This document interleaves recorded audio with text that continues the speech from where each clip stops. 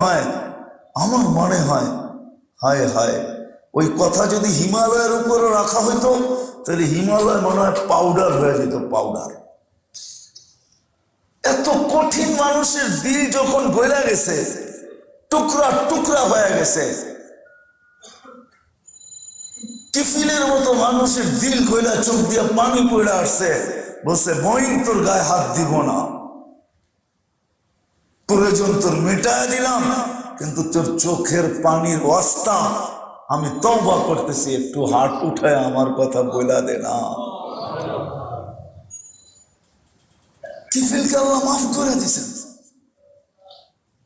এই জন্য আল্লাহ ওয়ালাদের মজলিসে যাওয়া উচিত, মাসে একবার হইল দিনী মজলিস যেখানে, ওইখানে ছুটে যাওয়া উচিত।